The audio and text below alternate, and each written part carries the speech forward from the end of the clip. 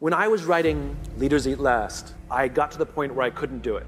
It was too difficult. And I was sitting at my computer, and I decided that I had to give up. And so I got up and went for a walk, and I was literally planning my exit. I was also rationalizing that it was okay to quit. I told myself there are thousands, 10,000 books published every single year. No one will miss this one book. I'm not sure why I did this, but I called a friend of mine who at the time was in the Air Force Special Forces, and I don't even think I said hello when he picked up the phone. I simply asked the question, what do you do when you can't complete the mission? And as is his habit, he just started telling me a story. He was a helicopter pilot, and they had a mission in Afghanistan that was a suicide mission. All the intelligence showed that the air defenses were just too great, and none of them were going to come out alive. And it wasn't going to be one of those kill Hitler missions where we're all going to die, but we'll kill Hitler.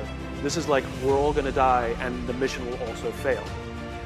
And he was preparing his helicopter for this mission, and his wingman turned to him and said, what do we do? We've got wives, we've got kids. Do we refuse to go? What do we do? And my friend turned to him and he said, this is what we signed up for. We go.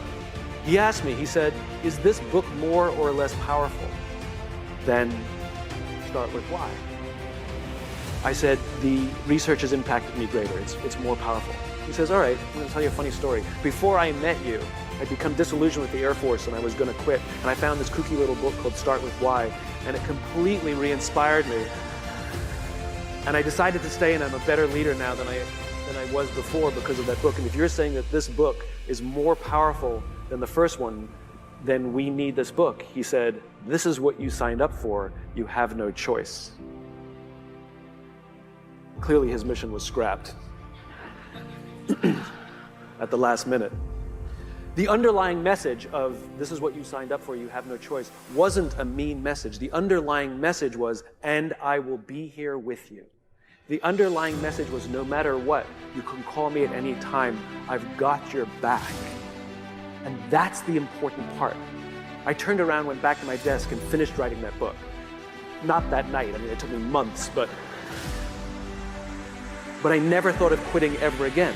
As soon as I knew that someone was there, someone had my back. Clearly, our lives are finite. We're born, we die, we come, we go. Life is infinite. The game of life will continue with us or without us, which means every single one of us has a choice. We don't get to choose the nature of the game. Life is infinite. We don't even get to choose if we want to play in the game or not. Once you're born, you're in it. We get one choice. Do you want to play the finite mindset, or do you want to play with an infinite mindset?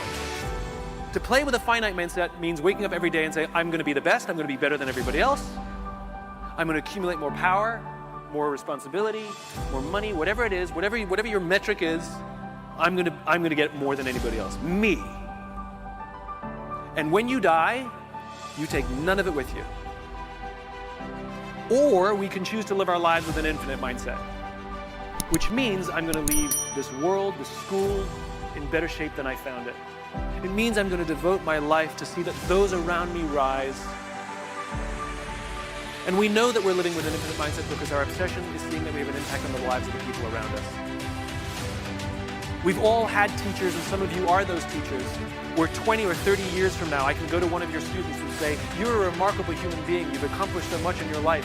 How did you become the person you are today? And they will tell me your name. We all remember the teacher who believed in us. We all remember the teacher who had our backs. We all remember the teacher who saw something in us that nobody else saw. We've forgotten all the others, but we remember those couple.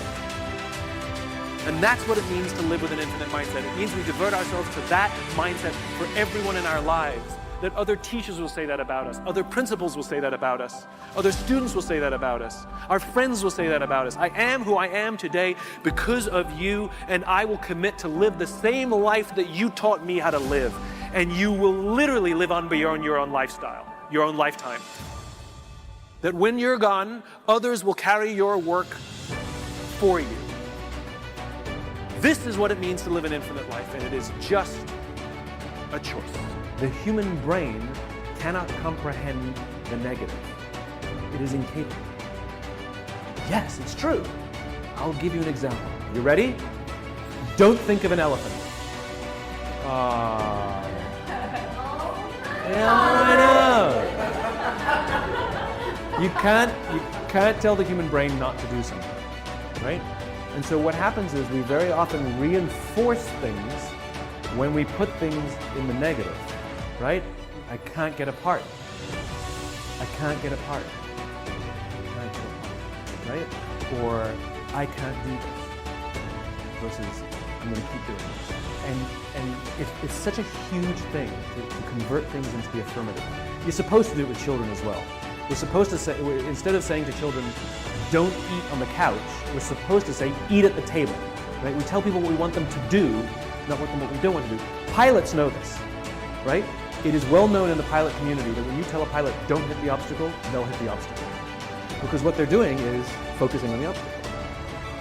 It's the same thing for you. If you focus on the obstacles, all you will see is obstacles.